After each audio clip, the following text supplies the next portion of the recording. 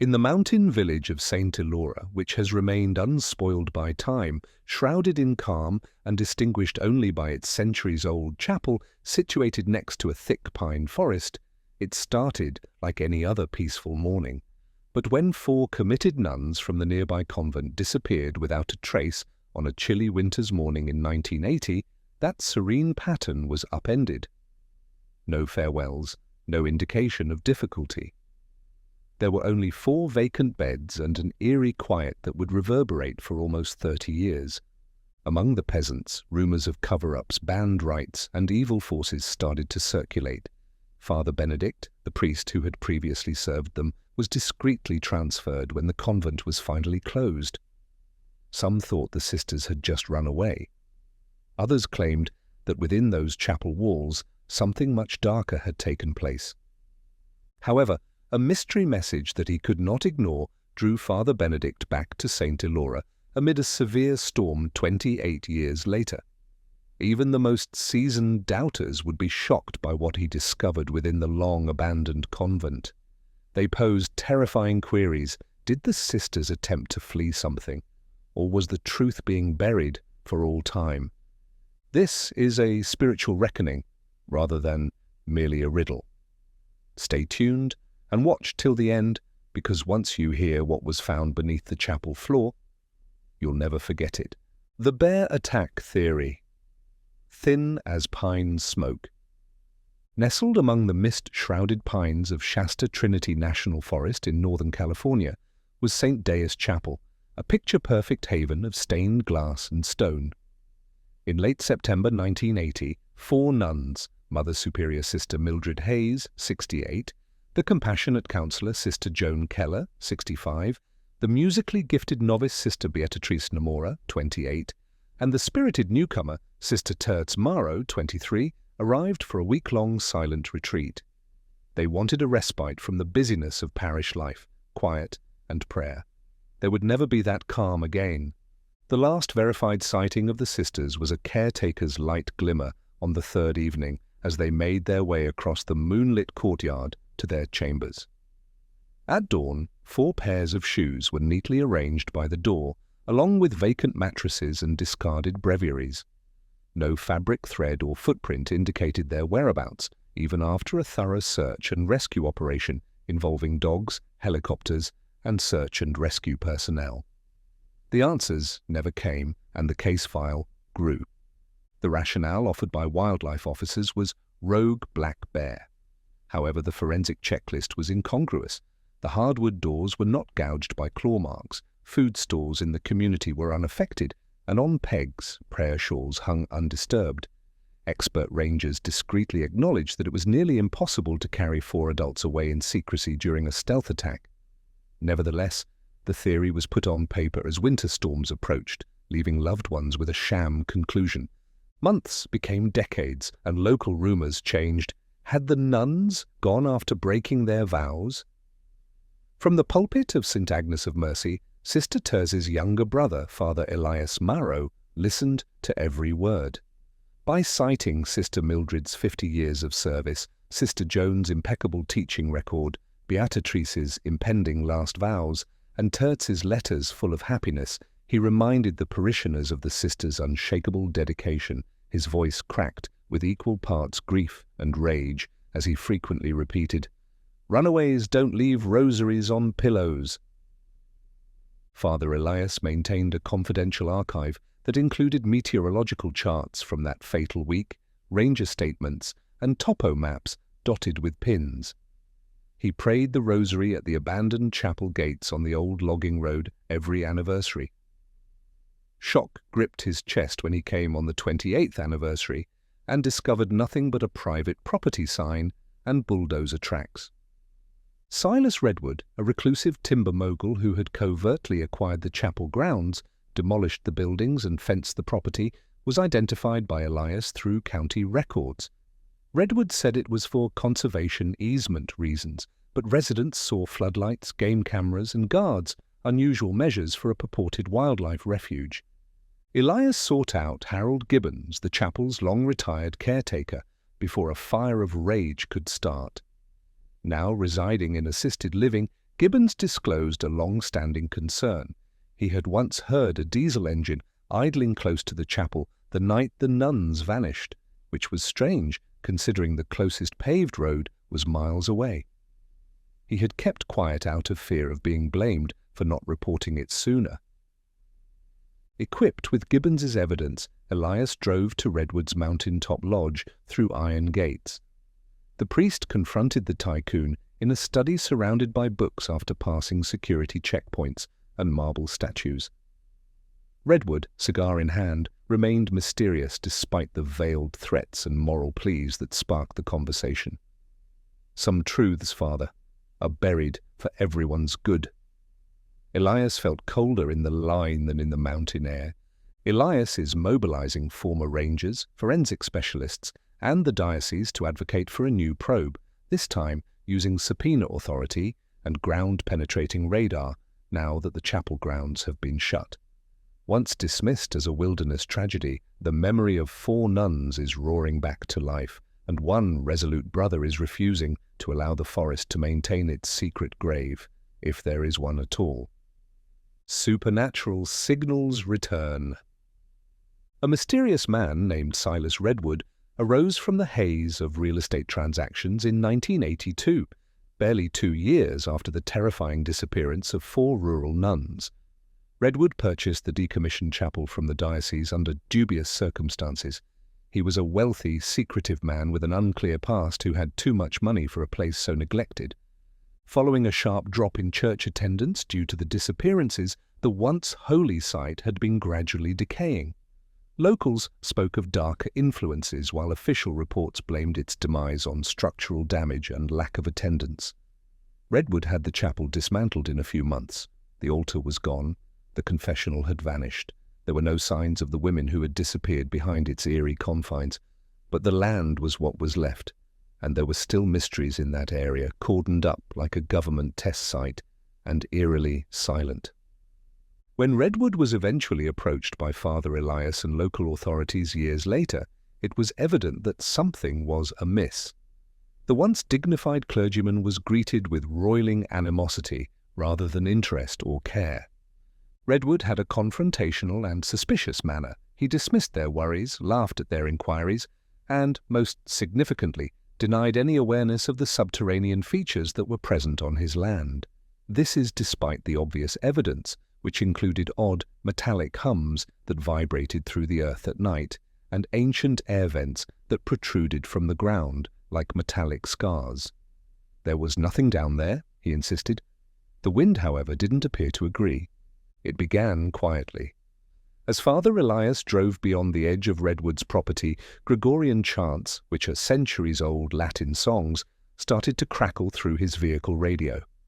Elias became shaken and began to doubt his sanity as static quickly returned after switching to religious music.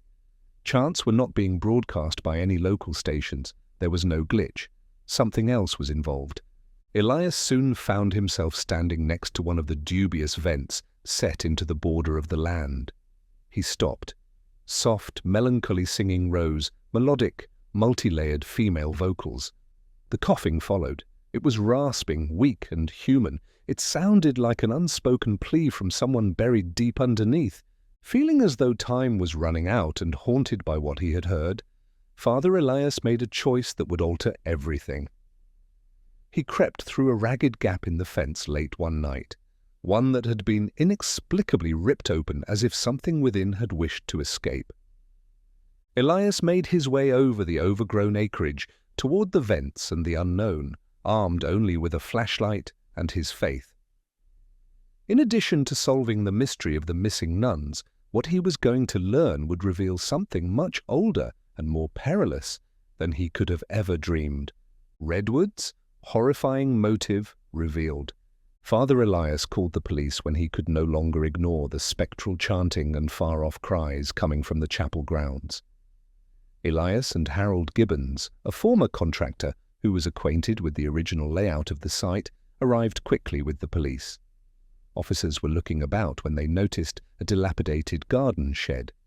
A trapdoor cracked apart to expose stone stairs, spiraling into darkness beneath years of garbage and a mound of firewood.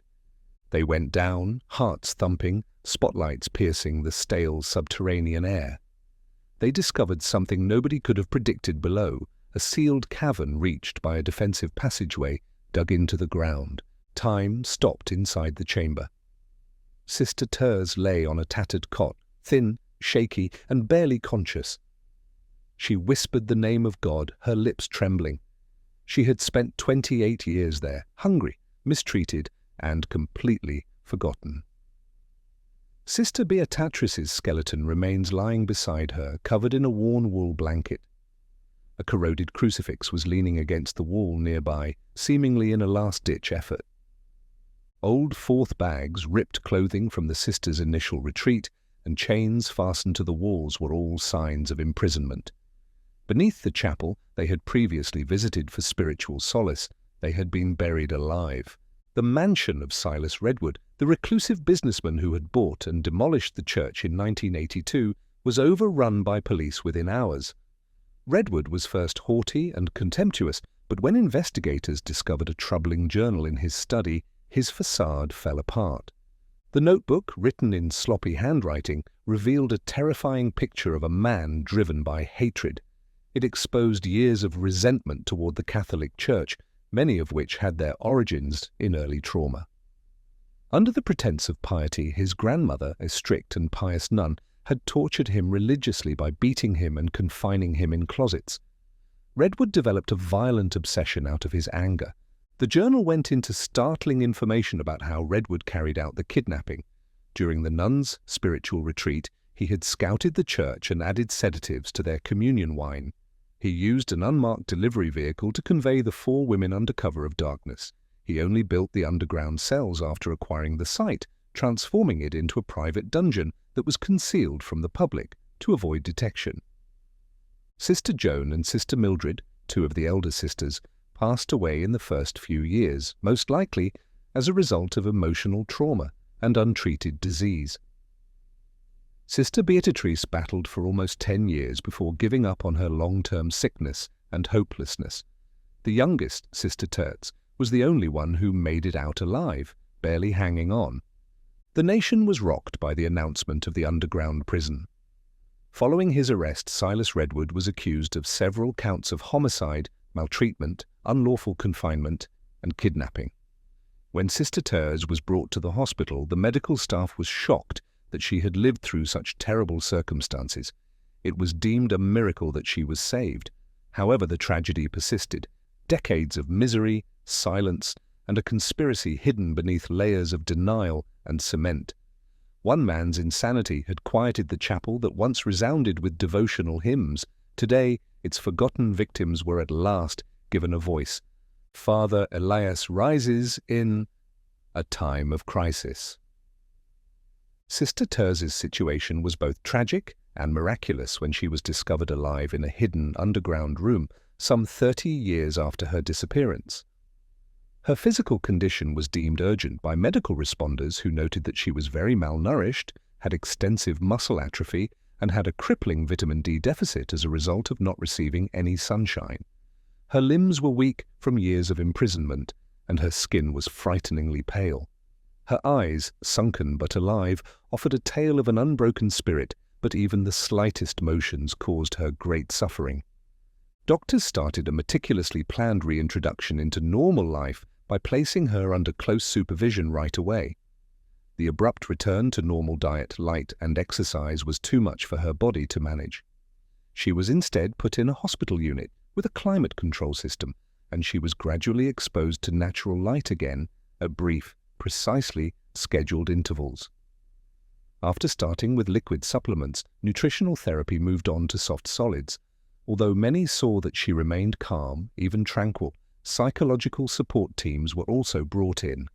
She held a tiny, hand-carved rosary in her hand the entire time, worn smooth from years of use, evidence that her faith had not only endured, but had also served as a fulcrum. Sister Therese was not the only person affected by the horrific finding. The entire community was rocked. The now demolished chapel had been the subject of murmurs of wrongdoing and hauntings for years, but nothing ever came of it. An entire village was now forced to face its blind spots after one nun was discovered alive and the bodies of others were discovered buried beneath their feet. All of a sudden, long-forgotten hints started to come back.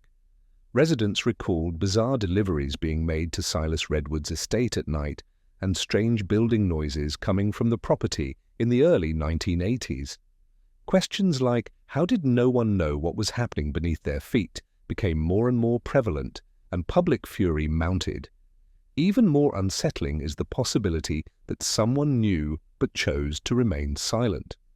Investigators soon started sifting through a dark web of potential cover-ups and collaboration. Building permits were either absent or inexplicably approved under dubious conditions. A number of town officials who were involved in Redwood's creation have either moved away, died, or declined to comment. According to preliminary evidence, Redwood may have built the secret compartment beneath the chapel without being inspected because he was wealthy enough to buy local officials and get around zoning regulations. A journal that was found in his house suggested a perverted worldview that was a combination of a deluded craving for control and religious preoccupation. State and federal agencies are now involved in a more thorough probe. Father Elias has come out as a calm, caring voice as the town struggles with the revelation and its ramifications. He is now a pillar of strength and a spiritual leader, standing next to his sister's hospital bed. He talks about justice and optimism in vigils and sermons outside the location of the former church. What was hidden in the shadows has emerged, he declared at one event, and healing follows that light. In addition to Sister Tertz, he is now providing pastoral care to a town that is grieving the loss of innocence, the demise of trust, and the decades of quiet that permitted evil to grow underground. Although Sister Terz's recuperation will take a while, each day she battles is a win. Her survival has come to represent spiritual tenacity and serve as a lesson that the human spirit can persevere even in the most trying circumstances. In the meanwhile, one thing is evident when researchers delve further and communities pose more challenging queries. No longer is the truth concealed. It's light now, and nobody is averting their eyes this time. The chapel may be quiet now, but its secrets still echo through the walls. For more haunting discoveries, subscribe to our channel. What do you think Father Benedict saw that night? Was it a cover-up or something even darker? Let us know in the comments below.